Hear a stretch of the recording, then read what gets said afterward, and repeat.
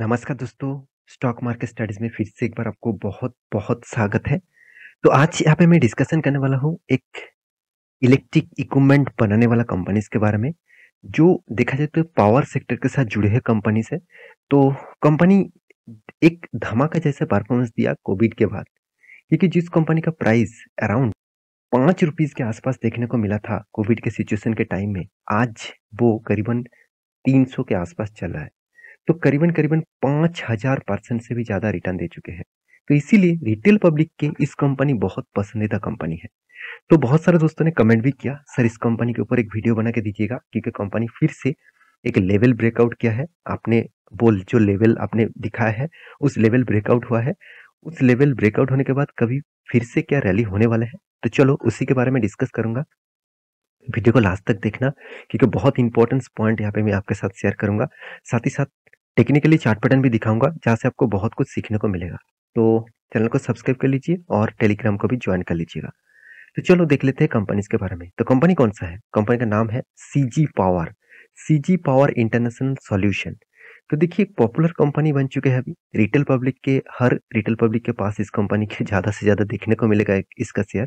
क्योंकि देखिए retail public चाहते ही है इस तरीके से कंपनी ढूँढने के लिए जहाँ पे उसको मल्टी बिगर रिटर्न मिले। ऑब्वियसली कंपनी मल्टी बिगर रिटर्न दे चुके हैं क्योंकि 5000% का रिटर्न और वो भी कोविड के सिचुएशंस के बाद मतलब 2 ह मतलब 3 साल या बोल चलो मान लीजिए 3 साल के अंदर-अंदर कंपनी 5000% का रिटर्न।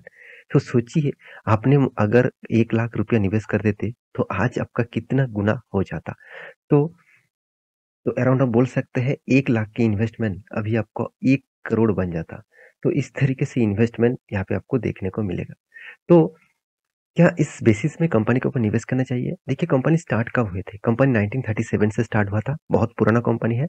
इलेक्ट्रिकल प्रोडक्ट के ऊपर, इलेक्ट्रिक इक्विपमेंट्स के ऊपर कंपनी प्रोडक्ट बनाते हैं। इसका हेडक्वार्टर मुंबई, महाराष्ट्र में है। और कंपनी का टोटल रेवेन्यूज़ जो है वो 14,000 करोड़ के आसपास है। तो मुझे इस कंपनी में एक वीकनेस तो लगा ही क्योंकि कंपनी इतने पुराना होने के बाद भी अराउंड आप बोल सकते हैं 80 इयर्स पुराना कंपनी है। तो उस साल में भी कंपनी अभी भी 14,000 करोड़ का रेवेन्यूज़ कमा रहा है। तो कंपनी आप इस देख सकते हैं अ, कंपनी का जो पेरेंट ऑर्गेनाइजेशन है वो मुरुगप्पा ग्रुप है और इस कंपनी के जो स्ट्रेंथ है, चलो मैं आपको दिखाऊँगा। सबसे पहले कुछ डेटा आपके साथ शेयर करूँगा। आप देखेंगे सीजी पावर जो निफ्टी के अंदर है, जो निफ्टी किसके अंदर है? निफ्टी 150 और वो भी मिड कैप स्टॉक है। तो निफ्टी मिड कैप स्टॉक में जो सीजी पावर का जो नाम यहाँ पे देखने को मिला, देखा जाए तो कंपनी 52 वीक ब्रेक कर चुके हैं, हाई को ब्रेक कर चुके हैं। अभी एक बहुत बड़ा रैली ज़रूर देखने को मिल सकता है। तो देखिए, यहाँ पे ध्यान से एक चीज़ को देखना, क्या 52 वीक जो ब्रेक हुआ है, क्या इसमें रिटेल पब्लिक के साथ-साथ इंस्टीट्यूशन इन्वॉल्व है? वो भी आपको देखना चाहिए। देखिए, उसको कहाँ पे मिलेगा? आप यहाँ पे सिक्योरिटी में जाएँगे, सिक्योरिटी वाइज़ डिलीवरी। तो यहाँ पे आप ध्यान से देखेंगे, तो मैं कुछ डेटा आपको दिखा रहा हूँ, जो डेटा आपको देखने को मिलेगा कि डिलीवरी का जो रिपोर्ट है, कितना 18 लैक्स का है और ट्रेडेड क्वांटिटी कितना हो चुके हैं? मतलब ट्रेड लास्ट दिन में ट्रेड हुआ था 46 लैक्स का।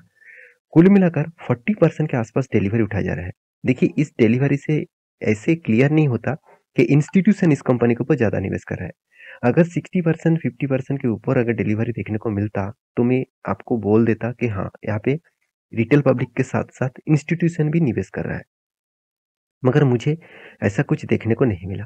अगर इस कंपनी के इंस्टीट्यूशन के बारे में बात करूँ, इन्वेस्टर के बारे में बात करूँ, तो प्रोमोटर के पास पहले कुछ भी होल्डिंग नहीं था, कुछ भी, ज़ीरो होल्डिंग था।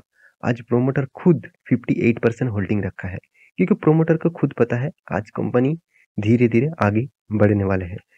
एफएस के पास कितना 7% का होल्डिंग था, आज 12 साढ़े 12% का होल्डिंग है, 13% आप बोल सकते हैं। डीएस के पास कितना 40% का होल्डिंग था, आज कितना साढ़े 7% का होल्डिंग है। पब्लिक के पास 51% का होल्डिंग था, आज कितना 21% का होल्डिंग है। इसका मतलब एक मतलब ट्रेंडिंग देखने को मिल रहा है इस कंपनी के ऊपर। इन्वेस्टर भी इस कंपनी के ऊपर निवेश करने के लिए बहुत एफर्ट डाल रहा है। एफआईएस और डीएस दोनों ही इन्वेस्टमेंट कर रहा है। तो इस कंपनी में स्ट्रेंथ क्या है जिसके लिए मैं निवेश करूं? ऐसे बहुत सारे लोगों ने कमेंट किया। चलो देखिए, सबसे पहली बात कंपनी का जो वैल्यूएशन है मुझे बहुत हाई लगा। Return of equity, return of capital आप लेवल आपको मतलब बेस्ट से बेस्ट लेवल दिखेगा। तो देखिए इस तरीके से बेस्ट और बेस्ट लेवल तभी दिखता है जब मार्केट में टॉप में कंपनी देखने को मिलता है। हाँ, आप कहेंगे सर क्या स्टॉक में गिरावट होने के कारण return of equity, return of capital employed weak में जा सकते हैं? हाँ, बिल्कुल।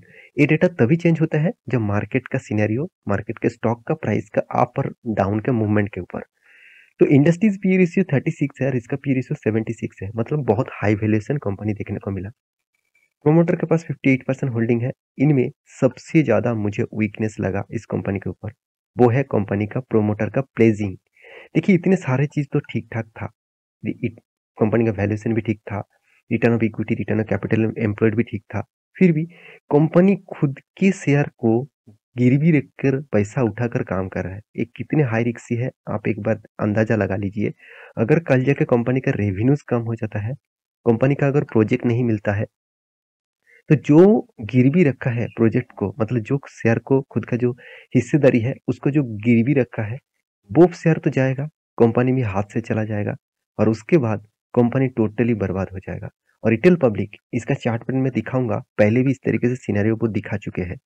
तो देखिए कंपनी के डेप मतलब डेटोस जो डे है 61 डेज, कंपनी का प्रोडक्शन करने में 47 डेज लग रहा है और हाथ में पैसा आने में 61 डेज लग रहा है।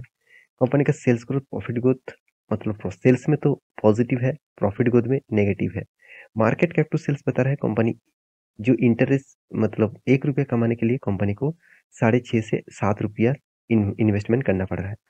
कंपनी का इंटरेस्ट कवरेज जो है 17 गुना, मतलब 17 गुना कंपनी इंटरेस्ट पेमेंट करने के बाद भी 17 गुना रिटर्न कमा रहा है। सबसे अच्छी बात है कंपनी का डेप्थ ऑफ इक्विटी एकदम ना के बराबर है, डेप्थ कंपनी नहीं लिया, ऐसे अब बोल सकते हैं कम डेप्थ है। पैग रेशियो थोड़ा सा ज्यादा है। प्रॉफिट एंड लॉस के बारे में बात करूं, देखिए यहाँ पे आपको कुछ अंदाजा लग जाएगा।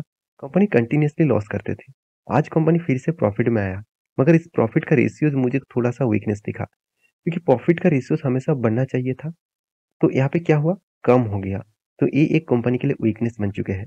शायद कंपनी आपको बहुत तगड़ा रिटर्न दे चुके हैं, क्योंकि मैं पहले ही बता चुका हूँ कोविड के सिचुएशन में कंपनी का प्राइस था 5 रुपये के आसपास और आज कितना 300 के आसपास देखने को मिला।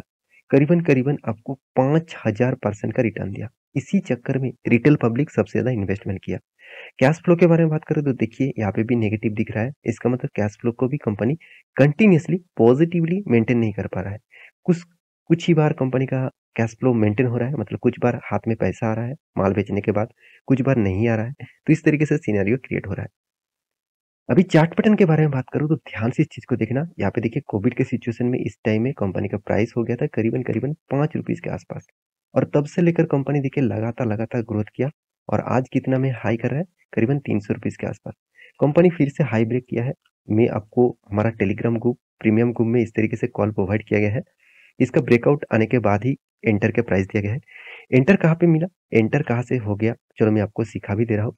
देखिए ये जो रेजिस्टेंस था, ये बहुत स्ट्रॉन्ग रेजिस्टेंस था प्रीवियस का, उस लेवल को यहाँ पे ब्रेकआउट किया है इस कैंडल ने।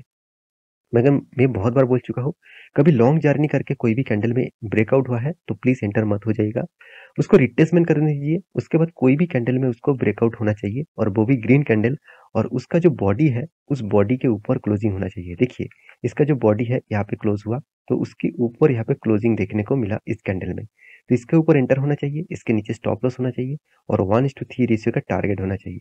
तो यहाँ पे जो जो रेशियोज है उसके हिसाब से अभी भी टारगेट नहीं हुआ, आपको वेट करना पड़ेगा। तो एक ट्रेंडिंग यहाँ पे देखने को मिल रहा है, अच्छा खासा ट्रेंडिंग यहाँ पे देखने को मिल रहा है। अभी देखना है टारगेट होता कि नहीं है। आप भी फॉलो कर सकते हैं हमारा टेलीग्राम ग्रुप, नीचे सारे लिंक्स है। और मेरे वीडियो कैसे लगा जो भी चैनल को सब्सक्राइब भी करना।